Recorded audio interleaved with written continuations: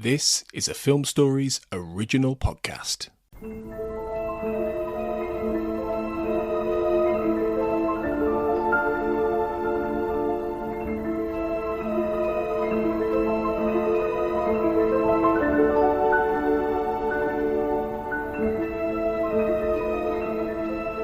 Hello and welcome to the Malick Hour, a celebration of the life and work of American filmmaker Terrence Malick.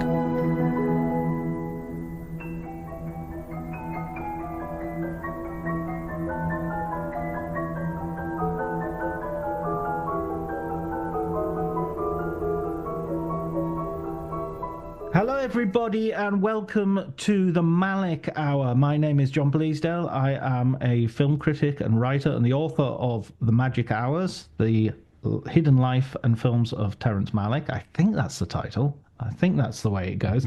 And today I'm delighted to be joined by Keith Fraz, who is one of the editors who basically throughout those late period Terrence Malick films was a stalwart presence. Thank you so much for joining me, Keith. Oh, I'm happy to be here and happy to be talking about this. And we were just talking a little bit earlier off mic about your most recent work, and you've got your finger on the pulse of the zeitgeist at the moment. Am I right? Well, yeah, it seems to be that way.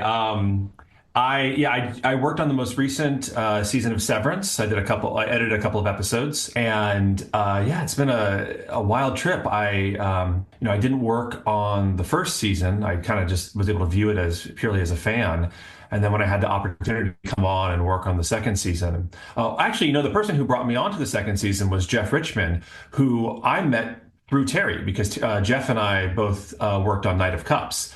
And that's how we met. Jeff was kind of instrumental in even having, I was originally based in Texas and Jeff is from New York. He came down to Texas to work, and all of his tales about New York kind of got me ready to sort of pack up and move. And so I moved to New York, and he was sort of instrumental in helping set up my career here. But yeah, Jeff brought me on to Severance, and we worked on the second season together, and it's kind of crazy to see. I know it had a pretty devoted fan base for the first season, but it's, as much as the monoculture exists anymore, it seems like Severance has kind of managed to poke through a little bit of that, which has been a trip to be a part of. Yeah, absolutely. I'm definitely psyched to see the second season. I saw the first season and was really into it. And I was I think it's sort of the problem that everybody is aware of. I don't think I'm letting any cats out of the bag here, but the longish gap between the two seasons was something that slightly, my Apple subscription expired, and I'm so it's like I'm saving up a few shows and then I'll binge them for after a month or so. Yeah, we worked on. I was on Severance for a long time. I've never really. That was my first time ever working on any sort of like episodic television, so I'm not entirely sure the usual, how it usually goes, but. It was a long post-production process, partly because the strikes happened in the middle of it. So we had to shut down production. We had to kind of shut down things for, it was 5 or 6 months. So that also contributed to the extension of, why it took so long. But also the show just takes a while to put together. There's a lot that's done in editing. There's a lot, I think one of the big reasons why Jeff brought me on board, and when you see the new season, one of the episodes I edited is episode 7, and they specifically brought me on to do that episode because it has some sort of Malickian sort of aspects to it, in terms of memory and montage and ethereal montage, which is kind of a specialty of mine. And Jeff knew that would be in my wheelhouse. So, but there's a lot of experimentation in the edits, a lot of taking scenes, folding them together, all things that Jeff and I did working together with Terry. So he kind of knew I would be a good fit for this season. It is slightly off base, but I was thinking about the editing, Terrence Malick, those later films that you were involved with. When I watched Oppenheimer, I saw Oppenheimer and I thought, without Tree of Life, without Night of Cups and To the One, that you don't get Oppenheimer. Oppenheimer sort of needs those films to sort of invent an editing language that it can then use. It's a, you know, that might be a reach for some people, but I personally, I can't see that film existing without Tree of Life. Oh, that's interesting. I mean, I know that Christopher Nolan is a big fan of Terry's, and specifically was a big fan of Tree of Life. I remember specifically he kind of said a lot of kind words about that, and I think it was a moving experience for him. I've never met him personally, so I'm only speaking from anecdotal things that I've heard. But definitely watching it, the sort of way it sort of trips through time, and the sort of way that it does sort of have these sort of uh, I mean, it's the montage, but the way that the montage is put together, and the way that sort of moments come up, and those kind of quick cuts and flashes and things that are kind of, you can't really quite explain or put your fingers on, but they're there to evoke a sort of a visceral reaction out of you. Definitely is something that Terry was going for, that we were going for in the edits. And actually, I did have a chance to meet Jennifer Lame, the editor of Oppenheimer. At an award show during the kind of award season. Lovely, incredible person. We didn't talk a whole lot about Terry. However, Nick Ellsberg. So Nick Ellsberg is somebody who worked with us on Tree of Life in the post-production department. And he was one of the assistant editors on Oppenheimer. And he had a lot of stories that were like, oh, there was a lot of similarities, a lot of things that they were talking about in the post-production process of Oppenheimer that he felt was very similar to what Terry was doing. And also, that was also a very long process. The way Christopher Nolan approaches those films, he's very exacting, very much, is very precise about how things have to be projected. Nick said specifically he had to go around, and like when they were showing the film, like he would go a lot of times to these different to the showings and make sure that everything was set up just perfect. So anyway, I know that there's a lot of similarities in how they work on these things. That's fascinating. That's really interesting. I see the connective tissue everywhere nowadays. I'm not sure if I'm becoming a monomaniac or it's really there. So it's nice to have some reinforcement. So what was your first? Tell us a little bit about your introduction to the world of Terry Malick and how you first got involved and how you first got employed. Sure. So I went to film school in Austin. I'm from Texas, and so I went to the University of Texas Film School. And basically, I was not that aware of Terry's work. I mean, I think the only film of his I had seen was Thin Red Line. And, but I had done right out of film school, I did like an apprentice / assistant editing job with Sandra Adair. Sandra Adair is Richard Linklater's editor. This wasn't a Linklater film, but she was editing it and working with it. And I credit my entire career to her. Like the beginnings of my career, she, purely in how welcoming and open she was in the editing room. And I didn't really have much interest in editing at the time. I really actually just took this job because I had nothing else going on in my life. And I was like, oh, this is there. And her just bringing me into the creative process, having me sit in with her and the director, in that room with her is where I fell in love with editing. And I mean, she's an incredible editor. She's worked on, I mean, the Before trilogy are some of my favorite films of all time. And I think she's wonderful. Anyway, Sandra was the one who kind of hooked me up with some of the people in Terry's crew and suggested me, because they were looking for an apprentice editor to come on and help with Tree of Life. So I went in and I interviewed for the job, and I interviewed with Terry. And I can get kind of nervous around people who around filmmakers or actors and stuff like that. So it really helped that I didn't know much about this iconic film director at the time, because I was able to be much more laid back with him. We kind of bonded over our love of like French New Wave movies and such. And yeah, he liked me, and he said we'd be in touch. And then 2 years passed by, and because this was in the early days when they were first starting to get Tree of Life up and running. They were trying to like do casting. It took a long time for them to get to get everything sorted out. I went off. I did other things. I worked at a news station. I worked on like how-to videos. I did all sorts of random stuff. And I kind of just got a call randomly. I still remember coming home and finding a message from Sarah Green, the producer, on my phone saying, "Hey, we're going. Are you available? Give me a call now." And I was like, "Oh my God, how long has this voicemail been here? I don't want to miss this opportunity."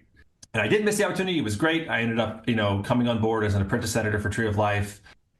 And then the story gets a little strange in that basically I was working on the job. I'd only been working for a couple of weeks. And I was told that, okay, we're going to be making, Terry wants to make this movie called Voyage of Time. And it was supposed to be released in tandem with Tree of Life. And they kind of, I hadn't seen anything about it. I hadn't read any script. I'd seen, obviously, we had the Tree of Life script, and there was in the Tree of Life script, the Voyage of Time, like the creation sequence was much more expanded than obviously what's in the movie. I think it was like a 30 or 40 page thing. And so basically they just took that and sort of expanded it even more. And that was the Voyage of Time script. And the idea was that this was, again, it was going to be made in conjunction with Tree of Life. That we're going to be using similar footage, but it was kind of be an event sort of thing. Tree of Life was going to go out in regular theaters, and Voyage of Time was always going to be, it was going to be, and we're going to do this IMAX event that's going to be released in tandem. And the big thing is that Voyage of Time is a non-union movie. I was not in the union at the time. And I was a person who was occupying a seat. So they said, you be the assistant editor, at least for now, until we find someone better. And they told me this right before we went into this meeting to meet with a bunch of visual effects artists. And so I marched into this meeting saying, "You're going to be the assistant editor.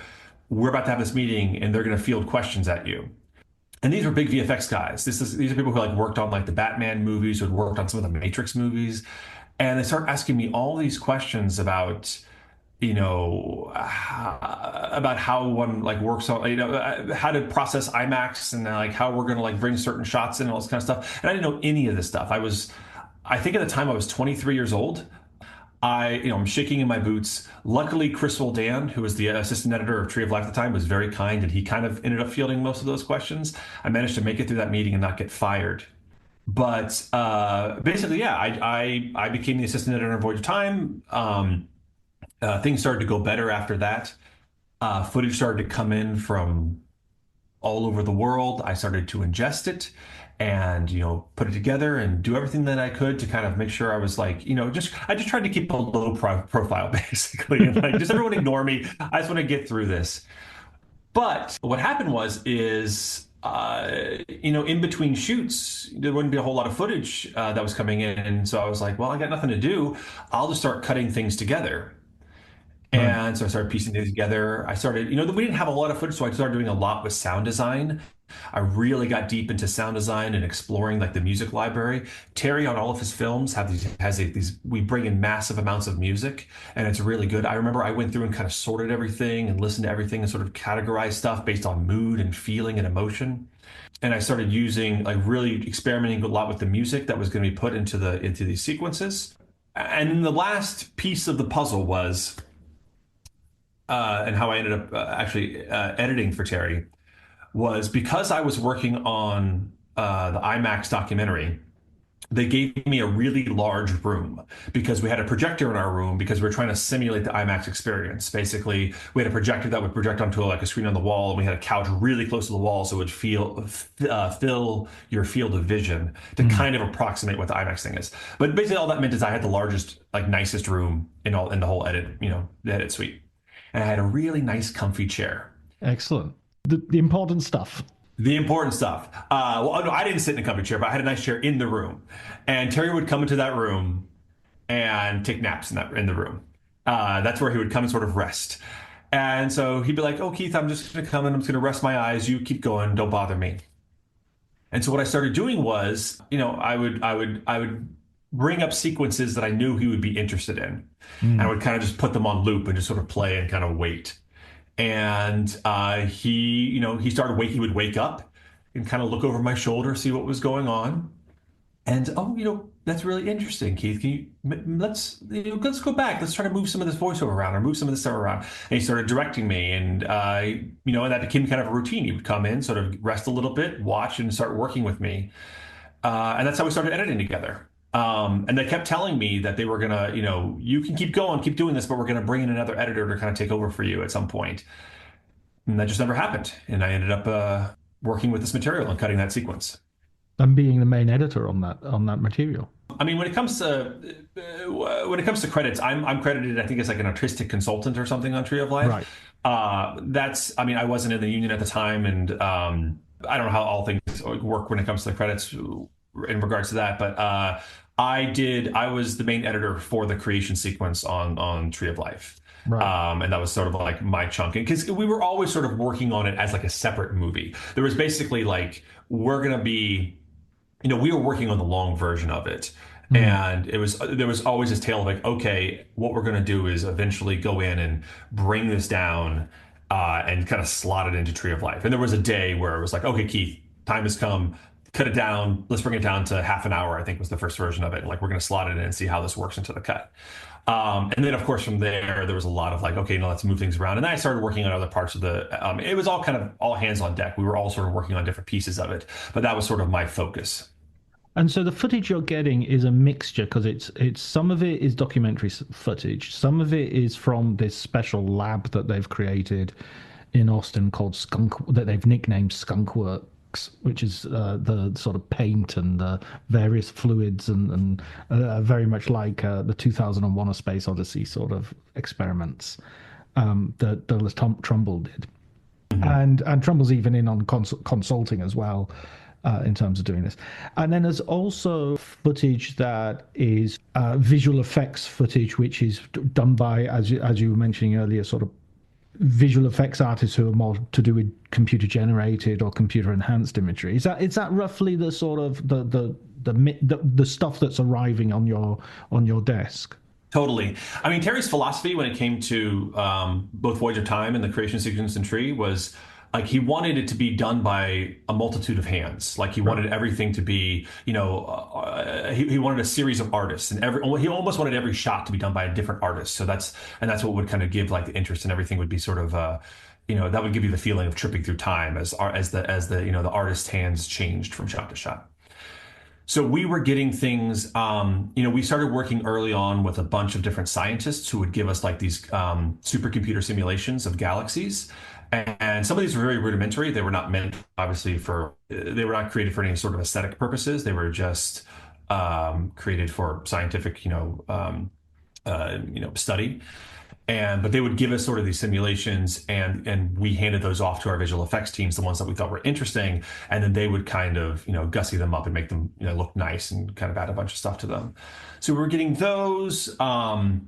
We were, like I said, getting footage in from different shoots around the world. Different camera crews would go off from different parts around the world, and we would get footage back from them. I remember we got a lot of stuff. We had a whole host of things from this duo, Chris and Peter Parks. And that's when you get down to the microbial world, like when you see sort of abstract paint kind of stuff, they do stuff with paint and microscopic dishes that the reactions cause these really interesting sort of explosions and movements. They film them with like slow, high frame cameras, so they look very odd and interesting. And then all the footage of the sun that we have, or most of the footage that we have of the sun, is also them. But how they do that, we just get this footage and it looked amazing. But we get a lot of stuff from them. And then, like you said, like the Skunk Works was a big part of it, and the way that was broken down was, so I remember Doug Trumbull came on board and kind of let it, I remember he gave us like a whole talk about how things worked on 2001. I mean, that's what Terry was really interested in. Like, how did you guys do this on 2001? And he talked about all his experimentation process and what things kind of came from that. And we actually had it broken down into Skunkworks and GarageBand. Skunkworks was a more formal aspect. Like they would get together for like a week at a time. I think they did 3 or 4 of these, and they would like gather all of these materials, and they would just go to a warehouse and just experiment. And that was basically Trumbull walking around with, taking a flare, putting it in a dry ice tub to see what that would, what reaction it would have. He would have these fluid tables and see. It was all just like, we don't know what we're doing. Let's just throw shit at the wall and see what happens. And then the GarageBand was just a bunch of local Austin guys who were studying with Trumbull and kind of, getting information from him. And every weekend they would get together and try different things. And my favorite thing about it is they came up with this what we eventually call the light leaks, which is I forget where they are in Voyage of Time, but in Tree of Life, right after you see the Lumia in the creation sequence, the Lumia is kind of the flame-looking image that kind of repeats throughout Tree of Life. There's like these it's like fractured light that kind of comes in from the side of the screen. And those are not, there's nothing in there that's CG. All that is what they did is they learned that if you take off the lens of a camera, and they were shooting, I think, on like the red digital camera, you take off the lens of the camera, they put like these different paperweights on top and would just shine, they would take like a light and kind of shine it through the paperweights at different points. And they found that the light bouncing off the paperweight would create these really interesting things. And if they shot it at a high frame rate, it would seem like the light was sort of creeping in and sort of forming and coalescing. And there's no CG augmentation in those shots. I think it's just incredible when that stuff came in. It took a lot of sorting through those things. There was a lot of stuff that wasn't usable. We had, I mean, tens, if not hundreds of hours worth of of stuff that they were producing. But in all of that stuff, there would be these little gems that we would find. But yeah, so that was produced by that. So you said at the beginning you start with a script, and so you've got like a 30-page, 40-page script, and presumably, like any film, you're sort of breaking it down into some kind of shot list and saying, okay, we need shots which will represent this. And is that what you're doing? You're basically tasking, GarageBand or Skunkworks. I need something that looks like the beginning of the universe, or I need something that looks like elemental particles beginning to, coalesce into larger atomic, structures. yeah, so the script really was sort of more of it was almost like a vision board kind of a thing. Like it was more about like the emotions of it. There wasn't much like, we didn't go back to the script very often. It was more of just like, this is how things are supposed to feel.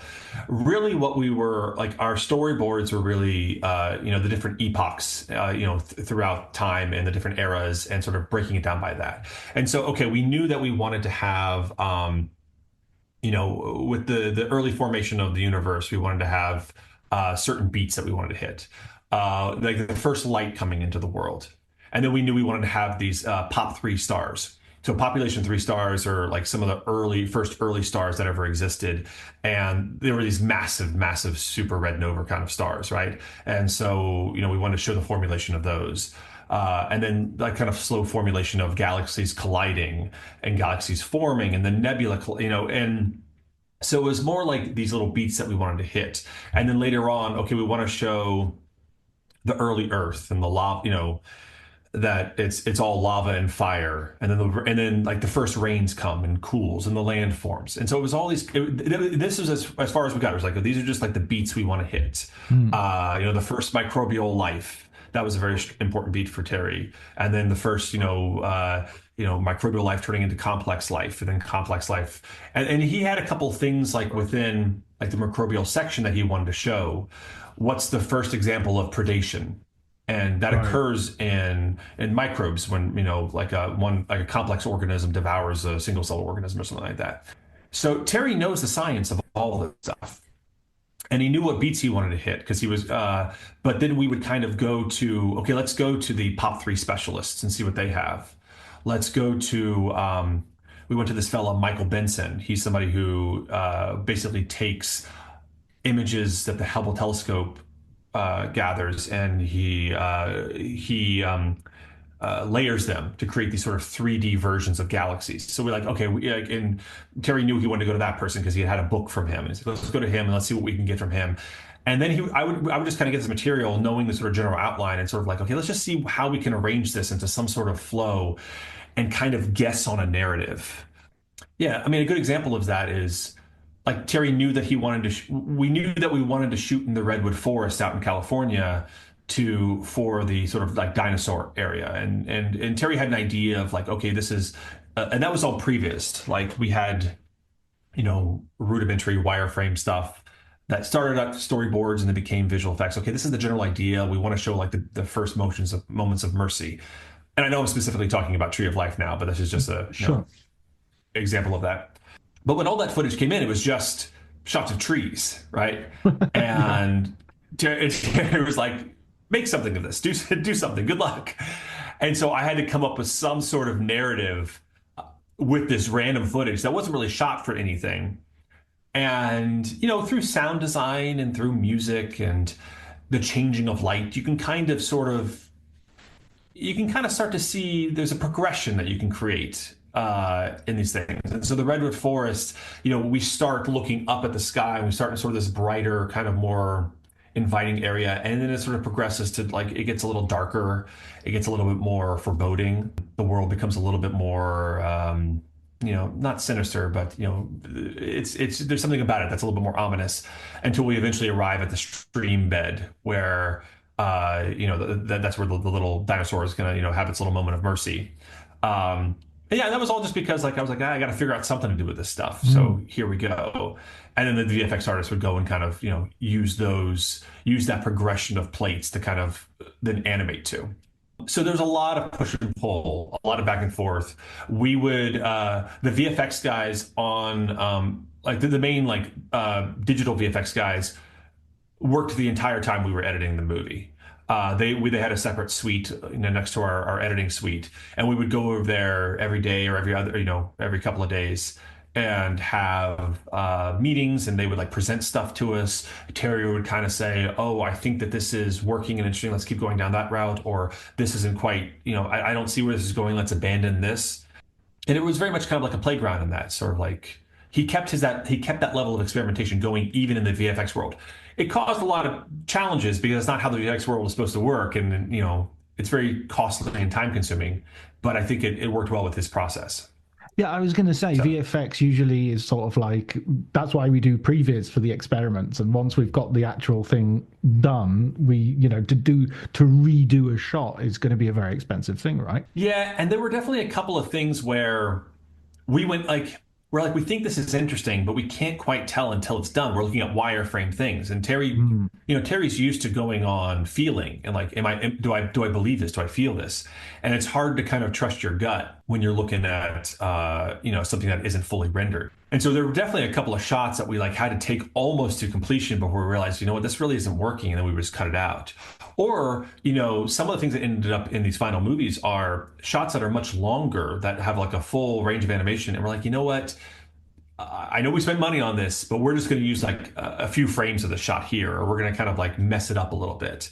And while it can be frustrating to producers and VFX artists, it's very fun and freeing. And I think it's a great way to work because it doesn't make you beholden to something, even if you put time and effort in it, if it doesn't work, we don't have to use it, This is a little bit off topic, but I think this explains a lot of the sort of inflation that happens with Marvel movies.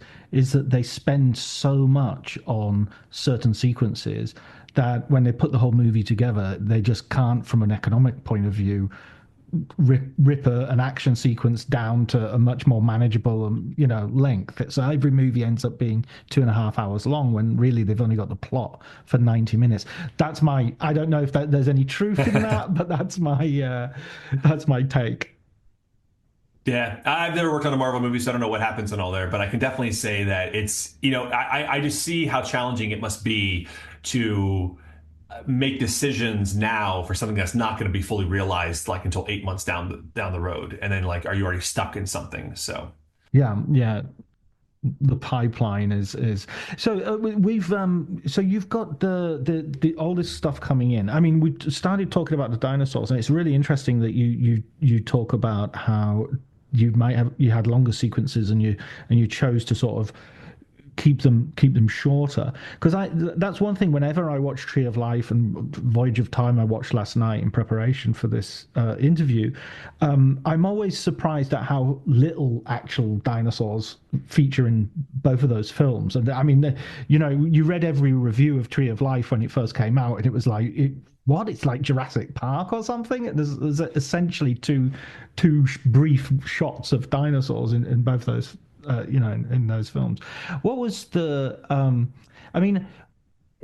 at the wider film Tree of Life, I heard, talking to other editors and talking to other people involved, that it was quite an open discussion as to whether that whole sequence was going to be a sequence just sort of as a solid part, or whether it was going to be interleaved between other parts of the film. I know that during the script stage there were actually references to the creation part in the childhood part, for instance. Right. And I remember we experimented with that a little bit. I don't remember it being anything that we really actively pursued that much. Right. Because every time, I mean, I think we tried it. I definitely know that it was something that Mark Yoshikawa, who was one of the main editors on Tree, was like really had a hunch that that was how it needed to be, and like kept trying to make it work. He gave it a good shot, and there were a couple of things I remember happening that were like kind of interesting, but it always just ended up feeling like we were being taken out of the story. I don't know. There's something about it that just felt off about it to all of us, and even to Mark. Mark didn't pursue it that much, but I knew it was something that we tried. And we also, I mean, the when it comes to Tree of Life, like the how everything unfolds in that movie moved around a lot. Like we were like, where does the creation section go? It had, at one point in time, it came after, it came before the Sean Penn stuff. Then it came after. Then we tried it even like in the middle of like the childhood stuff. We tried it in different places, trying to see, because we didn't really have much precedent with that section. It was like one of those things where like, okay, we don't know how this works. It's going to be jarring no matter what. That's kind of the point of it. Is it better to have it come earlier in the film, later in the film? Should we start the movie with it? Is that too slow? So yeah, I mean, there was this like the experimentation that went on with that was kind of endless. And then it was sort of fun when we finally started showing the movie to people. You would get, I still remember there was one screening we had where there was one person who was so like vehemently opposed to the, like, I love this movie. I don't know what's going on with this creation section. You have to take it out. And then the other person was like, that's my favorite part of the movie. And it was always so divisive in every version of every screening that we had. And we're like, hey, that's probably a good thing. It's evoking a reaction. So there we go. I mean, every rewatch of that film, it just impresses me more and more how bold and strange a decision that the whole concept is.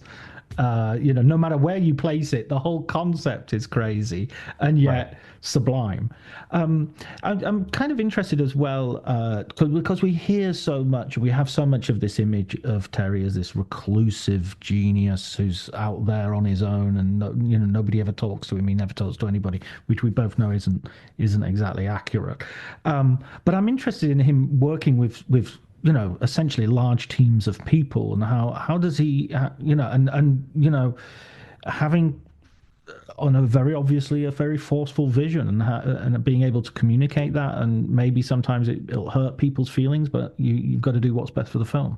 I mean, it's actually he has a very impressive way of talking to people. He is very jovial, very friendly, but he is also extremely like sure of what is working for him and what's not. Like he knows what he like.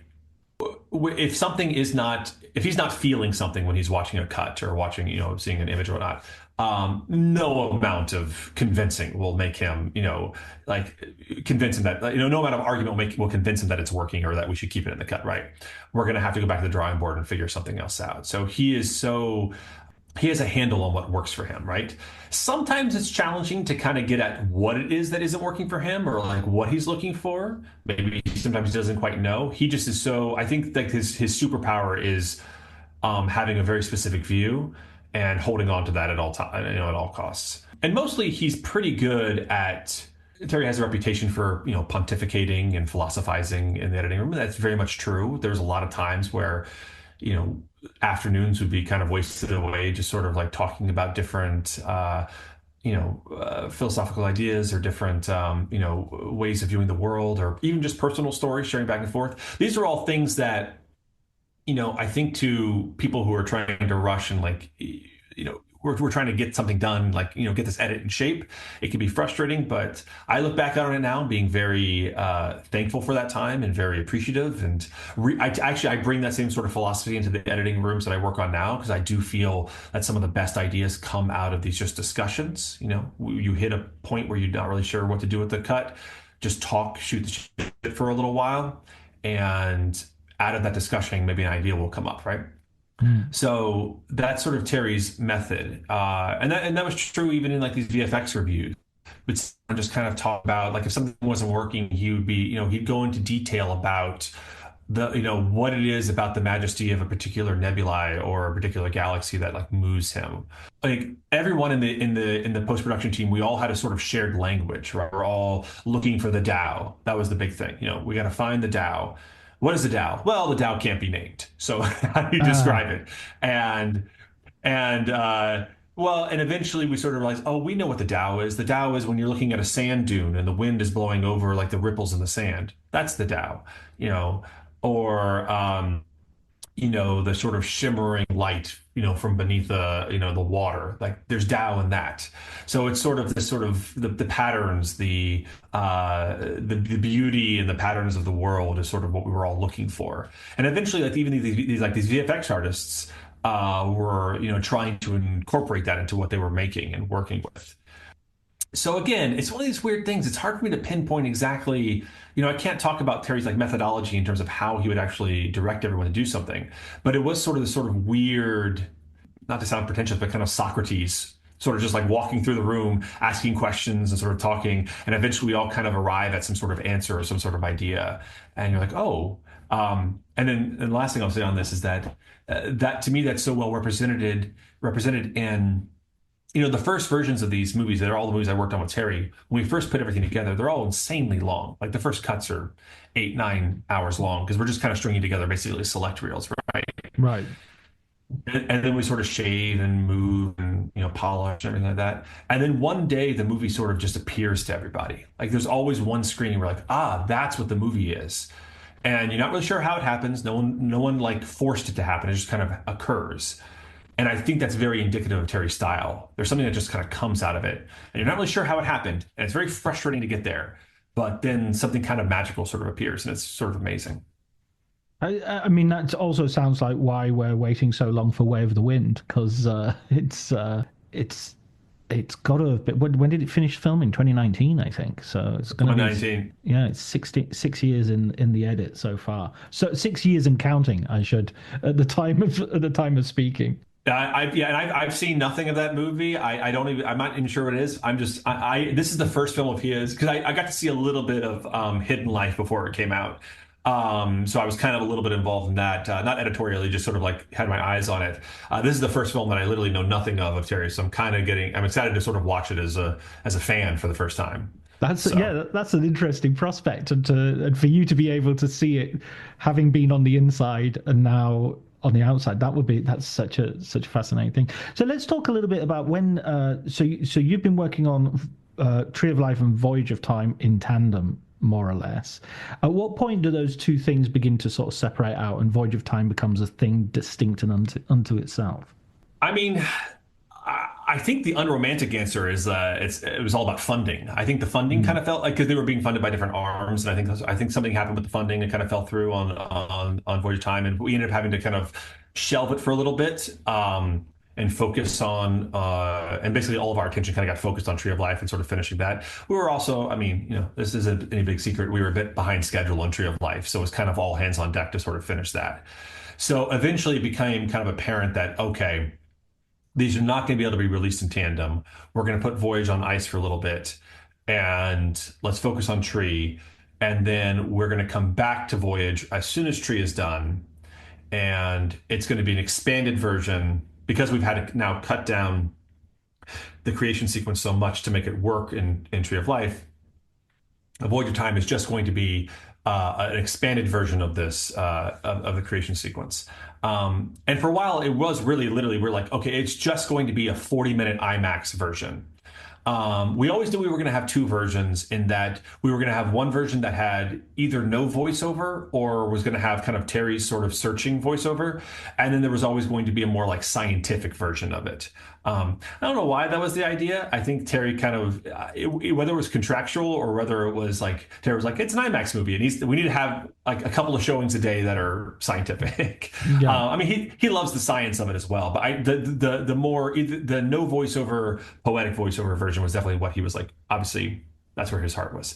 But for a while, it was always just going to be 40 minutes long. And then essentially, Tree of Life wraps up. I immediately roll over onto Voyage of Time and start working on the 40-minute version. And Terry just gets excited. And he's like, you know what? I think we have more footage here. I think we have more, there's more ideas I want to explore here. There's more things I want to capture. And so that's when we start talking about doing a long version and a short version. So we're going to do a 90-minute version and a 40-minute version. This was something that we would keep coming back to over the years. So basically, Voyage was something that I would always go back to working on in between projects. So I did Voyage for, however many months until To the Wonder started shooting, and then I jumped onto that, and I did, worked on To the Wonder exclusively, and and then after To the Wonder wrapped, I'd go back to Voyage. It was always something that we kind of do in between projects to sort of keep us going. It was funny. It was one of my main co-editors and key collaborator with Terry is AJ Edwards. And it was always AJ and I were always on. Like we worked when I started working with Terry, I was employed for him for 7 years, and same thing with AJ. And I was always, as soon as the project would end, I would work on Voyage of Time, and AJ would go work on the extended version of Tree of Life that eventually came out on Criterion. That was kind of our sort of respective projects that we were always sort of in the mix. Which I saw at Venice. They showed the extended version at Venice Film Festival. So I got the opportunity to see it at its world premiere on the big screen and everything. And I think it's an amazing version of the film. I think, I remember talking to someone and saying it's better just to watch them as two different films, rather than to think of one as a version of the other. And I think the same thing a little bit about the different versions of The New World, that they each work very much as their own film. You don't really need to sort of, this one's better than that one, or this one has more of this and less of that. It's kind of nice to just know that they all exist. Yeah, it's so funny. AJ was working on that for so long, and I was like, is this ever going to really come out? Like, what's going to happen with this? And then, yeah, when it finally finished up, I was so happy with how, I had nothing to do with the extended version of it. I was so pleased with how it turned out. It was so beautiful. I'm so happy some of those sequences, especially like the storm sequence and the sequence with Jessica's brother, are things that I was like, those were cut out very early on because we knew that they didn't really have a place in the narrative. And then the beautiful moments, and I'm so glad that they, made it into a version of the movie. Also a boon for me as a biographer, because I'm sort of watching them going, oh, okay, I got it. I see the life in there. Yeah, I mean, the big thing was for me, one of my favorite sequences that we had in Tree for so long, and it wasn't until the very end that we cut out. Was it the St. Stephen's? Is it St. Stephen's? I think yes, the school. The school that Hunter goes to at the very end. Yeah, yeah, and just like it was such a beautiful little sequence. I mean, I know it doesn't work in like the content. Like in the shorter version, it makes a lot of sense to leave the house and you kind of leave them, but it was always such a moving thing to me, like seeing Hunter going onto this new life and kind of like, oh, he has a chance to kind of there's a lot of hope there, and a lot of like, and I know that school was like a very important thing for Terry himself, like and how it felt for him. So anyway, I just always thought that sequence was so moving. I'm glad it had its day to be shown in it made its way into a cut. So you're on To the Wonder in between these other films that you're also editing, and how. I mean, watching the longer version, there's one of the things which is very different from the longer to the shorter is that you have these also these sort of, I forget the name of the camera. It's a Japanese camera that you've sent out to all these different people, and they're filming basically cinema verite, almost like Chris Marker essay films of old people or religious ceremonies or people who are destitute and poor. It's really, it links as well to the way the news footage is used in Hidden Life. There's a real, again, I think there's this perceived criticism of Terry of sort of being, looking at clouds all day and looking at trees and stuff. And yet there's this real grounding in suffering and human pain. Yeah, so those cameras were called, they're called the Harinazumi cameras. Hariazumi, I can't remember if I'm pronouncing it correctly. But what they are, they're really small. They're the size of your palm. And they have this, the lens in front of them, they're really cheap too. The lens in front of them is it's like a plastic lens. It's not glass. And so Chivo was the one who found them and they started shooting with them on To the Wonder. That was like the main place. So that was something we didn't discover till later because Chivo started shooting on To the Wonder. The opening of To the Wonder with Ben and Olga on the train are shot on those cameras. And there's a couple other montages throughout that movie like that are shot on those cameras. And Chivo loved them because like when you hit the light at a certain way, they would create these weird irises. And that's because of the imperfections in the plastic lens. And also, and Terry and I love them because they were so low grain and so quality. They kind of had a Super 8 sort of feeling to them, right? And I've always loved Super 8 camera because Super 8 film because it's so abstract. It's not as precise. The less detail you have, the more abstraction you get in the image, the more it becomes about the emotion of the image rather than the specifics of the image, right? So Terry and I were infatuated with that. We talked about it all the time. And I'm going to here and now take credit for this because in my memory, this was me who said this. We were talking about because Terry was talking about wanting to do interstitials, in Voyage of Time, and having different ideas of different documentary ideas, but we didn't have we didn't know how we were going to go off and shoot different things around the world. We didn't have the budget for that, and I was like, well, Terry, why don't we just get we have these Hanazumi cameras that cost what, $50? Let's just buy 50 of them. All these cinematographers across the world. We can just mail them that in the mail, have them shoot it, and they can mail it back. And we did, and that's how we got it. So all those things, they were sent to I think we had 15 or 20 different cameras that were sent off to different parts of the world, and they were just kind of filmed different things whenever they had time. And they're so convenient because they can just fit in your pocket. So if you have a photographer or a journalist who's just going off and filming, wartime footage or stuff that's, or if they're out in the meadow somewhere in some random pastoral landscape, they just pull it out of their pocket and film. And actually, there are 2 shots in Voyage of Time. I think this is right. There are 2 shots of Voyage of Time that were shot on my honeymoon because I honeymooned in Iceland. And we brought that camera with us, and it was actually my wife. I tried a bunch of stuff. Nothing that I shot got made into the movie, but it was my wife. I did a terrible job, and even I can admit that. But she did a great job, and there are 2 shots in the movie that she filmed in Iceland that made it into the film. But those cameras are great. I'm almost positive they don't manufacture them anymore, but they have a really, really cool look to them. And with Voyage of Time, you've got much more sort of. You obviously you've not got the narrative coming in. This is not a prologue to some story that is going to settle down. There's not, you can't think, okay, this foreshadows something in the later narrative, or this is answering a question that someone has already uttered. So it's almost like a purely abstract film in that sense. You've only got the narrative of only the narrative of the creation of the universe. But I was interested in rewatching it because I was sort of watching the motions of the camera are sort of telling you something, and you're moving forward with certain shots, and you're very rarely moving laterally. That always feels like you're going in a certain direction. You guys must have been talking about that and thinking about that all the time. Oh, 100%. So that was Terry has his list of dogma when it comes to how they're going to film stuff. And the big thing for Voyage of Time was everything is on the was it the y-axis, not the nothing can be on the x-axis. The z-axis, yeah. The z-axis. Thank you. Yeah, it's all forward and back. Or not back. It's all we're always pushing forward. We're always searching. That was the idea. No shallow focus. Everything has to be in focus because we want the film to feel like a glass plane that you're just sort of looking through, and the idea was everything always moving forward so that you're always feeling like you're searching. It was challenging in the editing of it because that can get repetitive, and that can it's hard to kind of give it a sort of rhythm when everything is just sort of always moving forward. And so there's some specific tricks trying to pull where we do cut the static shots or do different different things to give different energies here and there, so it's not just everything is just moving forward. You don't want to feel like a screensaver, but nothing occurs along the horizontal axis, and that was very much a not just an aesthetic choice, but a narrative one as well for Terry. We are the searchers. We are looking for the eternal. That's the whole thing. And where is the eternal? It's there. It's in front of you. Look for it. So. Yeah. I did notice that sort of within the frame there are things which you must have been looking for that kind of motion as well, in the sense of okay, here's a hot geyser or something, and it's moving in a different direction to the way we're moving, so we can. And of course, when you get animals, they suddenly have their own patterns.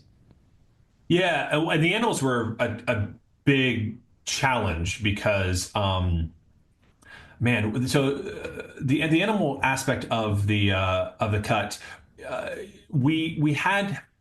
One of the least successful shoots that we had was we sent a camera crew out to, I think it was Kenya in Africa, and tried to shoot different animals. And it's just so tough to get Terry's aesthetic when you're shooting wildlife, because most of the time when you're shooting wildlife, it's easier to do it on a telephoto lens so you can get close, but then things are going to be out of focus and it's not going to fit with what you want. And so they shot a bunch of footage that we just couldn't quite use. But then there's a couple of stuff that every now and then they would get something, basically the hit rate of that shoot was maybe 5 or 10%. But that 5 or 10% is incredible. You get these giraffes that are backlit by the sun and you're kind of looking up the grandeur of them, and it's incredible. Or you have the thing that Terry was really excited by was the chimpanzees and how we just managed to capture them. That was the craziest thing, because that's not, sometimes people, documentary shoots will go and film for years to capture behavior with animals. We didn't have that kind of time or budget. This was literally a 1 week shoot that we sent these guys out there to shoot. And they managed to capture chimps, a chimpanzee grabbing a branch and using it as a tool to gather, to get termites or whatever it is out of a log, which to this day I think is incredible that we actually got that shot. Yeah. Not only did we get that shot, we actually got coverage of that shot. And Terry never uses coverage. It's the one time we did it because we happened to get coverage of it. But actually, a lot of in Voyage of Time specifically, a lot of the footage that ended up being some of the most magnificent footage was, I got sent to Paris to meet with Jacques Perrin, who's who was, I think he's passed away now, but was a French filmmaker who made a lot of beautiful, wonderful underwater documentaries. And they basically gave us full access to their archives. And I spent about 7 days just sifting through footage, making selects, grabbing different things, and finding some of the underwater footage. And there was, the footage that he captures was mind-boggling. And again, when you're tripping through time the way we are, we're not looking for a whole lot of stuff. We're just looking for little moments, these little beautiful moments. And I think from his footage, that's where you get all the whale footages from them. The sort of there's the big whale shark with the sort of I forget whatever the little tiny fishes that are kind of swimming around them. Yeah. A lot of Dow in that shot, that's where all that comes from. The crabs crawling over each other, that was all something that he filmed. But that's all stuff that was just kind of buried in his years and years of archive that I had to go and kind of pull out and bring back to the States with me. Was there anything included from the original sort of Q project? I always remember there being talk of there was a couple of shots that managed to survive.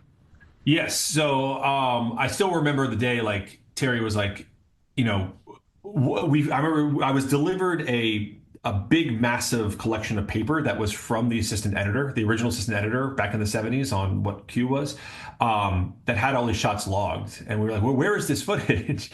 And Terry had a friend, I forget what the name of the friend was, but basically the friend had a refrigerator somewhere in his house where he'd been storing this footage for 30 years or 40 years, however long it was at the time. We went and got an incredibly kind friend to hold on to it for that long. We went and we got the footage and started looking at it. And a lot of the footage had to be cleaned up and, fixed because, it's 35 or however long years old at this point.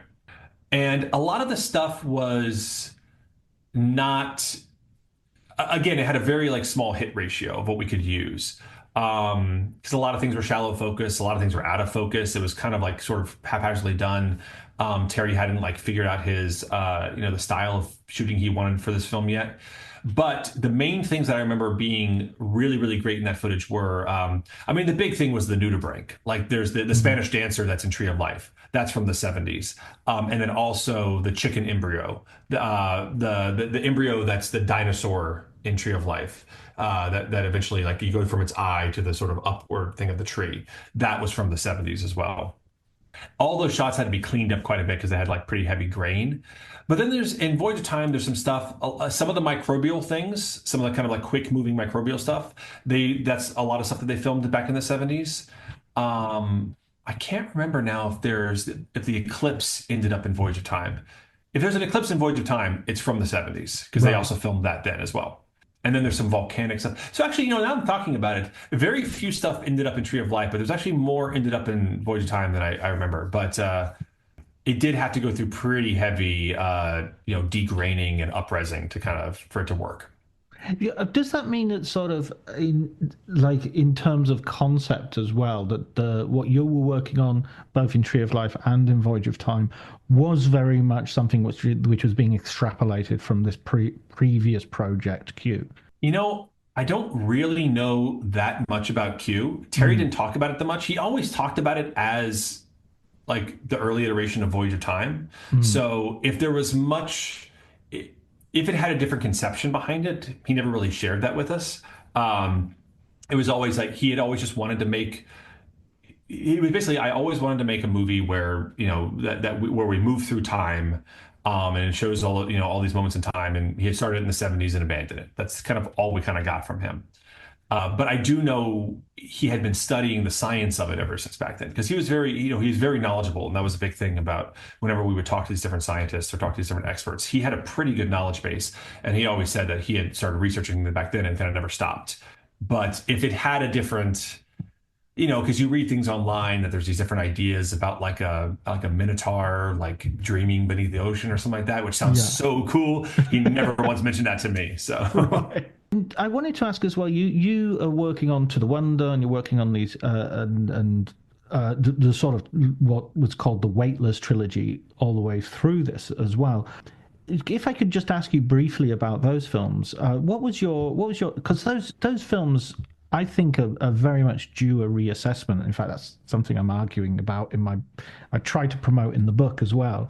How was your experience working on them? ooh, I mean, I have a a lot of love and passion specifically for To the Wonder. Hmm. I think Tree of Life, I was young. I didn't, I was still kind of getting my footing in terms of like working on film. And To the Wonder was the first one where like I was kind of, I was one of the main guys, and I was on there from the beginning. I was on there from the first day of shooting to like the very end, and in the mix and everything like that.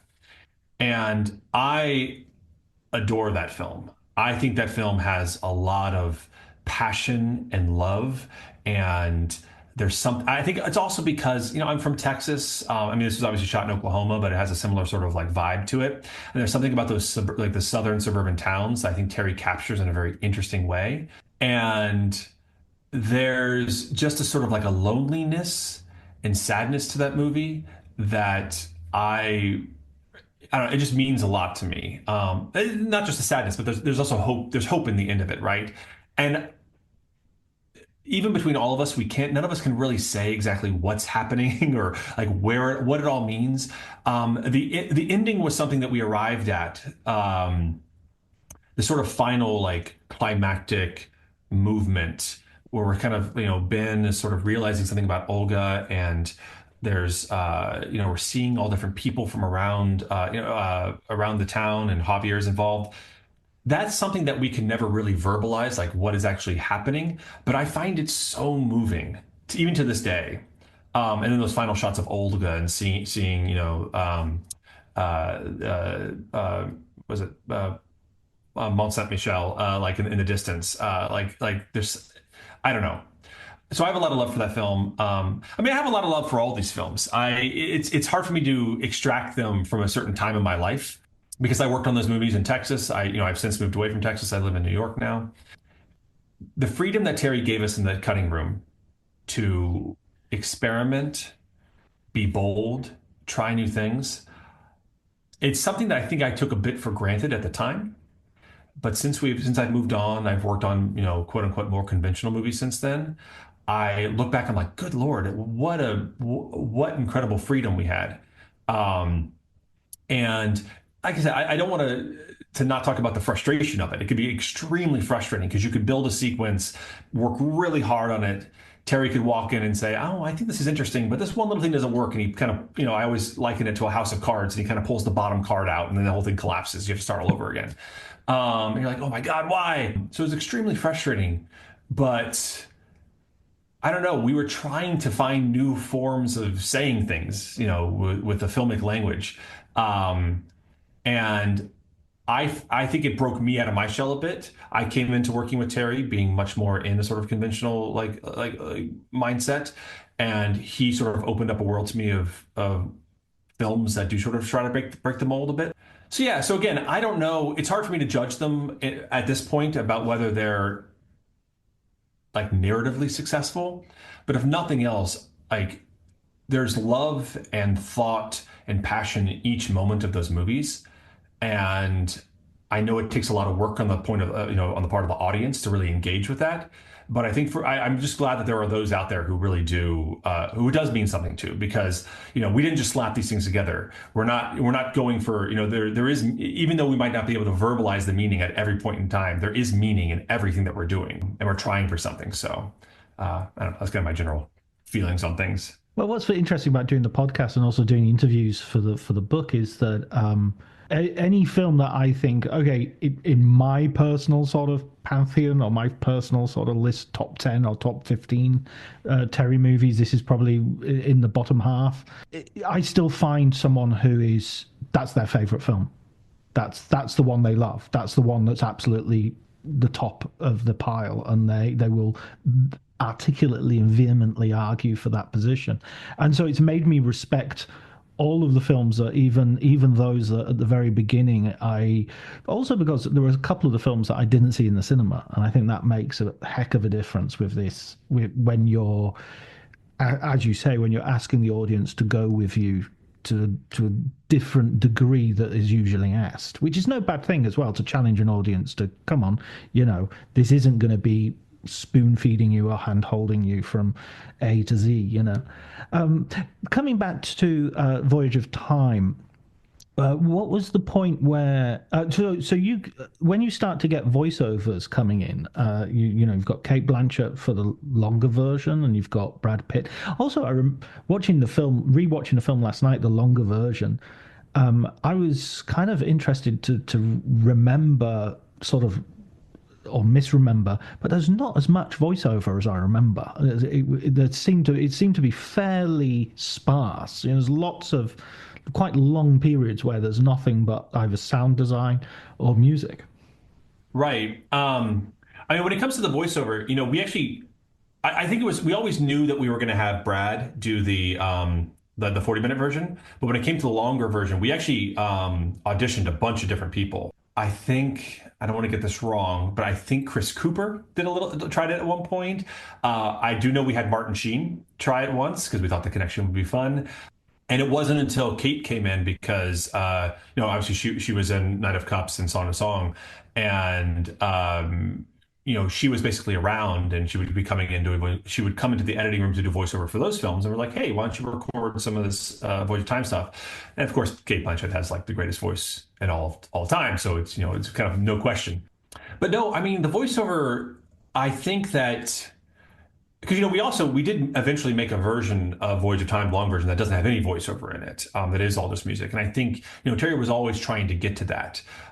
So, and this was a point in time with the voiceover. I think he's kind of changed now with Hidden Life, and I'm not sure where he's going with Way of Wind. But during this time, he was getting down further and further to like, what is the simplest thing that you can say?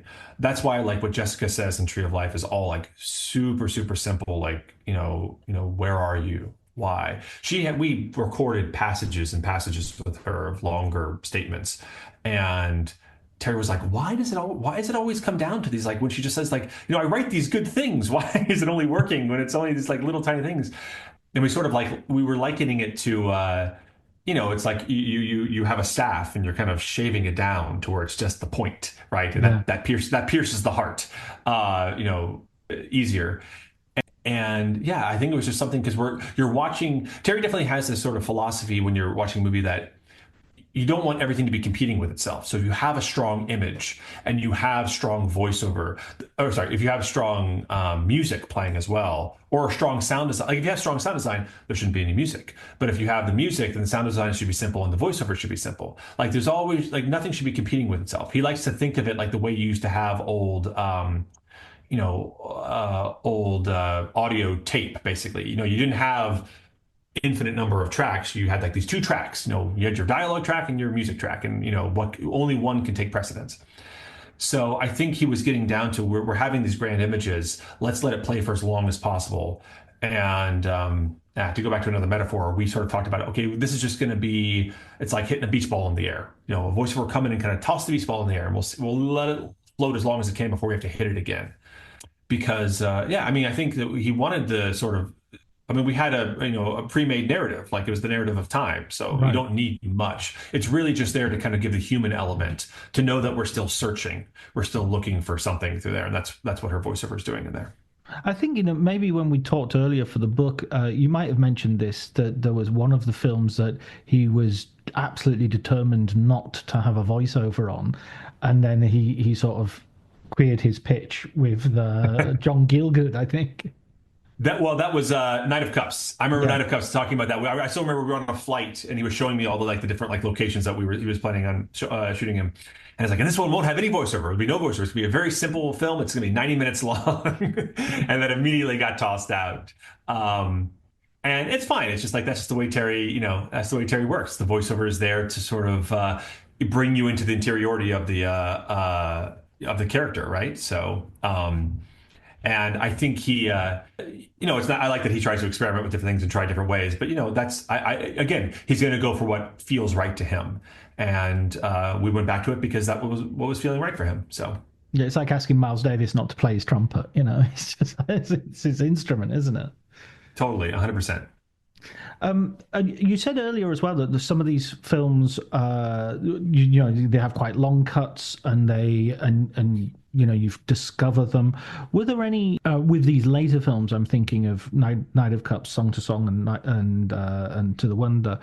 There have been rumours that Terry wants to go back and maybe reissue a director's cut of one or several of these. Is that anything that you've heard about? Well, I definitely know that there was a longer version that they were working on for To the Wonder for a while. I don't particularly know what that would consist of because I mean there's lots of different elements of To the Wonder that abandoned sort of storylines. There's a lot more with like Ben's job and sort of something that he was sort of like focusing on in that.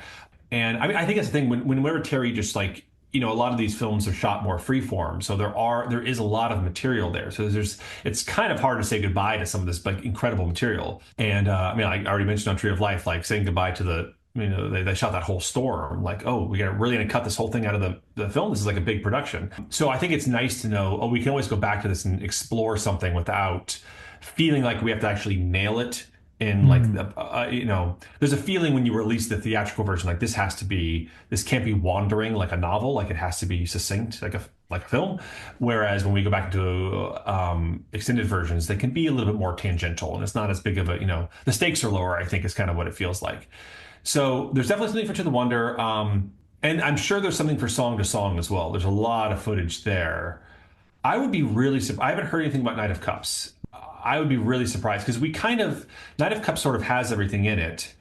It's just, it would kind of just be more of the same. Like, it's like, we didn't really cut any characters out of Knight of Cups. It's just everything is sort of like flows along in sort of the montage sort of style. So the scenes can be expanded, but I don't really know if there's story elements like there is in both Song to Song and definitely To the Wonder. I mean, To the Wonder we had lots of actors who ended up getting cut out of that movie because there was lots of random storylines that just didn't feel like it was applicable to the final tale. So when you get Voyage of Time in a complete stage and you're showing it to audiences, what's your first experience? So I actually wasn't there at the very end. Basically, I had by that point I had moved on. I had moved to New York when they were putting the final touches on Voyage of Time, and that's when Raymond, who had been one of our assistant editors, he stepped up and finished the film as the editor of the movie. So they were sending me cuts, and I was kind of watching it and giving my feedback and so on and so forth.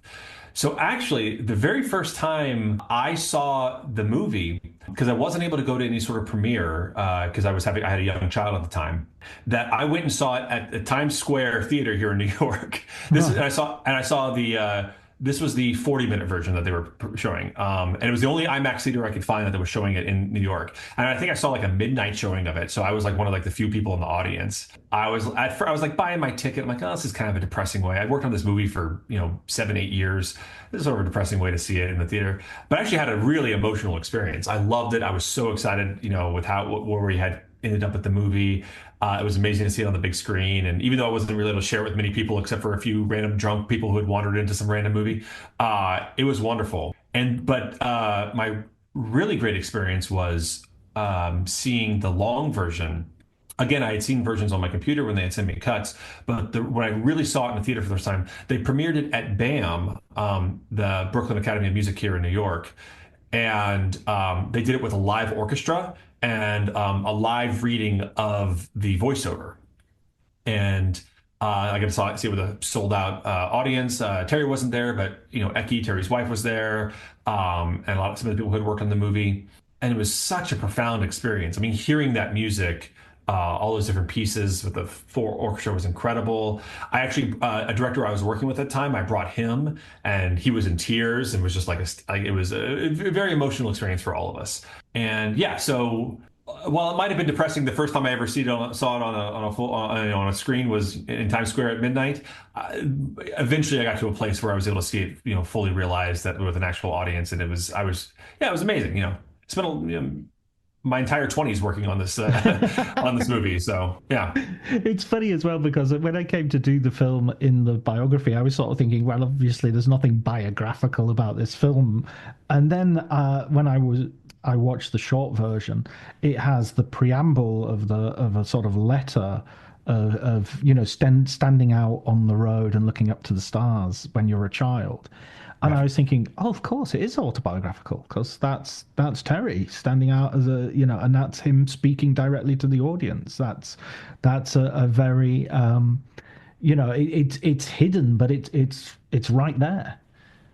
Oh, Terry's passion is all over this thing. I mean, he is, sometimes working on the other movies with Terry, like sometimes he'll struggle with like the artificiality of making movies with actors who are pretending to be people that they're not. And as someone, as an artist who's always trying to find truth and realism in what he's making, I just know it's great. That sort of conflict, I think, creates what creates the interesting things about his movies. But working on Voyage of Time, well, you're not really dealing with that. I mean, I guess you're dealing with that a little bit with like the caveman sequence, the early man sequence. But for the most part, not really dealing with that. He was just so enamored with everything, like all this footage, we would just watch it. We would just watch the dailies, like the raw footage for hours, just watching, these whales sort of like slowly like moving and dancing towards one another. And his most profound experiences were definitely working on that. I think it's something I mentioned to you when we talked for your book, was the first time when we were looking for music for the creation section. Like when we first arrived in the creation section in Tree of Life for the universe sequence, for a long time we had this piece of music that was really cool. It was this Keith Jarrett organ piece. Keith Jarrett, this jazz musician, he has this one album where he plays these really interesting, discordant sort of organ pieces.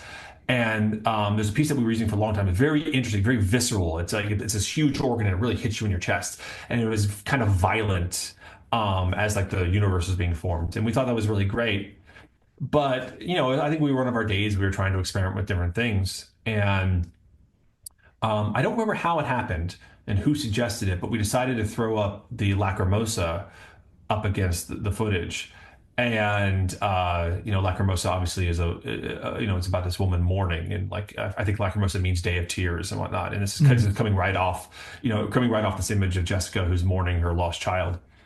And that was the first time I saw Terry like actually well up with tears, seeing the awe of creation. These, especially once it gets to the point where you're seeing galaxies and nebula, like actual, real images of real things, that the universe is, that's out there in the universe, with this sort of mournful cry to the eternal or to God or whoever is out there. And that's where you really see Terry get actually, emotional and is really moved by the footage. And you realize that he is the young child looking up at the stars and asking these questions, seeing the beauty in everything. And so I do think it's an extremely, extremely personal movie. I mean, it's a movie he's held on to for, since he started making it in the 70s. So it's an incredibly personal movie for him, even if it's not autobiographical. Absolutely. Absolutely.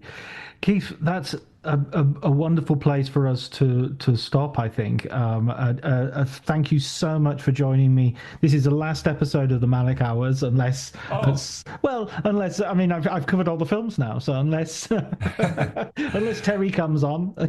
I wouldn't hold my breath for that, but no, it's been an absolute pleasure talking about these things. And like I said, this was an incredibly important time in my life. So going back and like thinking about these movies that I care about so much in that time is wonderful. So thank you.